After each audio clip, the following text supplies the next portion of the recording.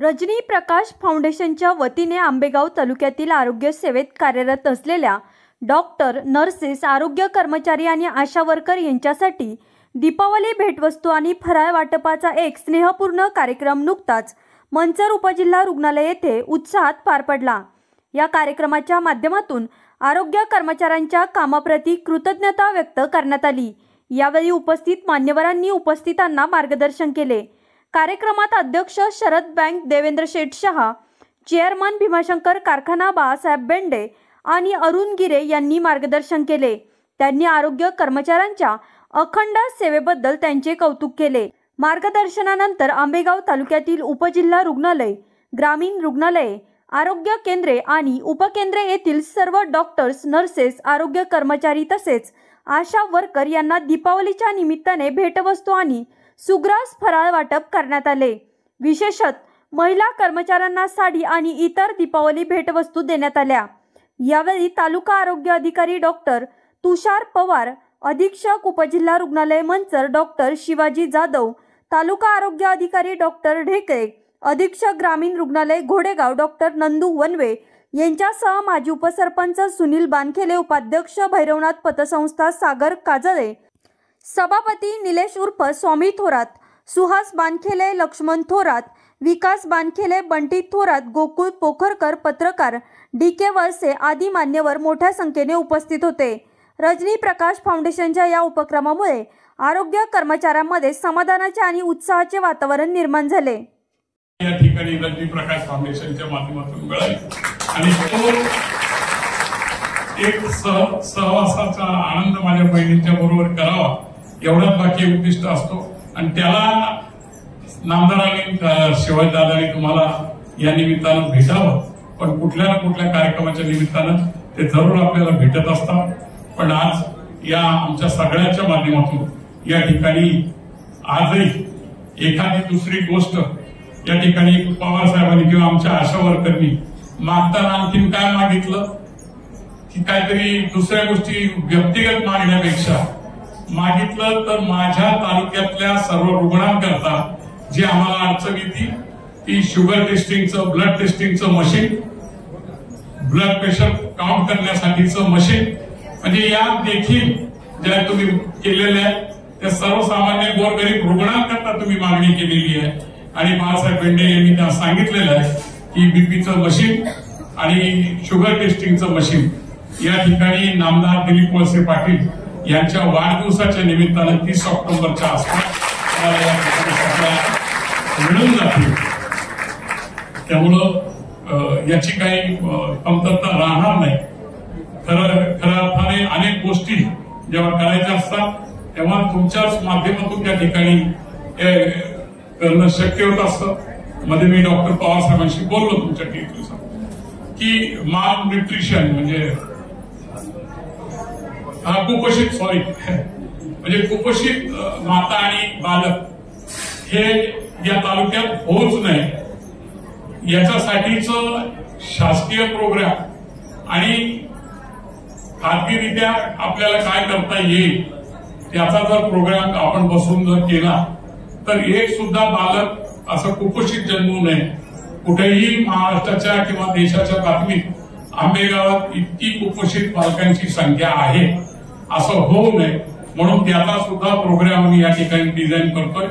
शासन पातळीवर त्या ठिकाणी शासन काय करेल आणि इतर आमच्यासारख्या आणि माझ्याबरोबरच्या असताना अनेक कार्यकर्ते त्या ठिकाणी काय मदत करू शकतील म्हणजे जवळपास 15 महिन्याचा तो प्रोग्राम असेल। म्हणजे बाळ प्रेग्नन्सी कन्फर्म झाल्यापासून 3 महिन्यापर्यंत बाळाच्या जन्मानंतर असा जर तो प्रोग्राम घेतला तर ते दृष्टपुष्ट पुढची पिढी या ठिकाणी आपण काळजी घेऊ शकतो आणि त्याला देखील जर पूर्ण करायचं असेल तर त्याला साथ तुमच्या आशा वर्करचीच आम्हाला लागणार आहे हे देखील तुम्ही या ठिकाणी करून घ्या।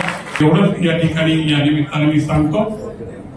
हो, ध्वजन सांगितलं ना, म्हणजे आपण प्रातिनिधिक स्वरूपात माझ्या सर्व महिला भगिनींच्या वतीने या ठिकाणी सगळ्यांच्या वतीने आपण 5 आशा वर्कर, 5 घोडेगाव आणि आलेल्या सर्व उपकेंद्रातून प्रातिनिधिक आपण त्या साड्यांचं आणि दिवाळी फराळाचं वाटप या ठिकाणी करू आणि भोजन याच ठिकाणी या ठिकाणी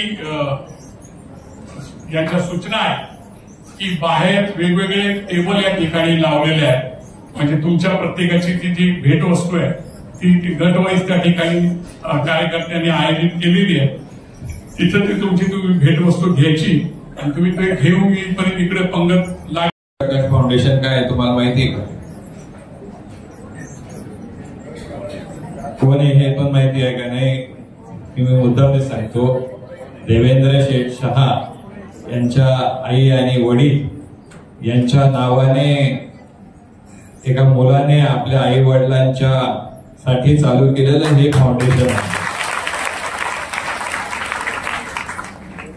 आणि या फाउंडेशनच्या माध्यमातून खूप वेगवेगळे उपक्रम दरवर्षी, म्हणजे देवेंद्र शेठ शहा हे जरी निमित्त असले तरी त्या फाउंडेशनचे जे बरेचसे जे कार्यकर्ते आहेत, आमच्या निळूभाऊंचा उल्लेख नक्कीच आवर्जून करावा लागेल, कारण त्याच्यात निळूभाऊचा वाटा खूप आवर्जून असतो. तर माझ्या अगोदर आता बऱ्याच डीकेनी खूप सविस्तर सांगितलं. हे ग्रामीण रुग्णालय किंवा या रुग्णालयाची स्थापना झाल्यानंतर माननीय नामदार दिलीपराव वळसे पाटील साहेब असतील, शिवाजीराव दादा आढळराव पाटील असतील, यांच्या संकल्पनेतून या तालुक्याचा चेहरा मोहरा बदलत असताना खूप वेगवेगळे उपक्रम या तालुक्यामध्ये आले. परंतु सगळ्यात महत्वाचा विषय होता आरोग्याच्या संदर्भातला. आणि अत्याधुनिक असं हे हॉस्पिटल आज आंबेगाव तालुका नाही तर खेड, आंबेगाव, जुन्नर, शिरूर या सगळ्या दोन्ही तिन्ही चारी तालुक्यामध्ये खूप चांगली सेवा देण्याचं काम या हॉस्पिटलच्या माध्यमातून होतं. आणि ज्याचा उल्लेख डीकेंनी केला, आपण सगळ्यांनी जोडून पाहिलं. कोरोनाच्या काळामध्ये या संपूर्ण महाराष्ट्रावर नाही भारतावर जे संकट आलं होतं त्याच्यामध्ये या रुग्णालयातून आणि मग आमदार वळसे पाटील साहेबांनी जे टेम्पररी हॉस्पिटल चालू केलं इंजिनिअरिंग कॉलेजच्या परिसरामध्ये, आणि त्याच्यातून खूप चांगल्या सेवा किंवा लोकांना मृत्यूच्या लढीतून बाहेर काढण्याचं काम सर्व डॉक्टरांनी किंवा तुम्ही सगळ्या लोकांनी केलेलं आहे. त्याबद्दल खरोखरच तुमचं कौतुक करावं तेवढं थोडं आहे. तर आम्ही साहेबांशी बोलू आणि साहेबांच्या मार्गदर्शनाखाली याच्यातून भीमाशंकर कारखाना असेल किंवा बाकीच्या कुठे ज्या संस्था आहेत त्याच्यातून नक्कीच याच्यातून कशी मदत करता येईल हे नक्कीच आम्ही केल्याशिवाय राहणार नाही, एवढा शब्द या निमित्ताने देतो. आज सगळ्यांचं दुःख हलकं करण्याचं काम तुम्ही सर्व करता. प्रथमतः आपल्या तमाम उपस्थितांच्या वतीनं या फाउंडेशनचे सर्व देवेंद्र शेठ शहा यांना खूप साऱ्या शुभेच्छा देतो. त्यांच्या टाळ्यांच्या गजरात स्वागत करतो. शेवटी या देशामध्ये पैसा कोणाकडे कमी नाही, पण असणाऱ्या पैशावर सुद्धा दिलदारपणे आणि मनात स्वतःच्या इच्छेने लोकांपर्यंत सेवा देण्याची कामगिरी सातत्याने ते या परिसरात करत असतात. अनेक आरोग्य त्यांना जास्तीत जास्त देवेंद्र शेठचं नेहमी नवीन उपक्रम असतात. आरोग्याच्या संदर्भामध्ये त्यांना उपक्रम घेण्यामध्ये त्यांना खूप इंटरेस्ट. त्या अनेक उपकेंद्रामध्ये प्रोग्राम मध्ये ते भाग घेतात, वेगवेगळे आरोग्य शिबिर करतात, का जेणेकरून भावना आहे त्यांची का लोकांना त्या सेवेचा लाभ मिळाला पाहिजे. आज हे आपलं उपजिल्हा रुग्णालय या ठिकाणी उभं आहे, त्याच्या माध्यमातून सेवा देत असतात, आरोग्याची सेवा देत असतात. पण शेवटी ही सेवा सगळ्यांपर्यंत पोहोचती की नाही याच्यापेक्षा आपण याच्यातून काही देऊ शकतो का याच्यावर त्यांचं विवेचन सातत्याने असतं आणि म्हणून अशा स्वरूपाचे कार्यक्रम ते घेतात. मधल्या काळामध्ये पावसाने खूप मराठवाडा विदर्भाच्या परिसरामध्ये अनेक शेतकऱ्यांचं प्रचंड नुकसान झालं. 5-5 दिवस घरातलं पाणी हल्लं नाही, लोकांची घरं पडली, कुटुंब उद्ध्वस्त झाली. आणि निश्चितपणे नामदार वळसे पाटील असतील, शिवाजीराव आढळराव पाटील असतील यांच्या विचारातून त्यांनी एक प्रोग्राम उभा केला आणि जवळजवळ माझ्या हिशोबाने 2-2.5-3 करोड रुपयाचं धान्य, अन्नधान्य आणि त्यांना लागणाऱ्या सुविधा पाठवून त्यांना आधार देण्याची कामगिरी केली.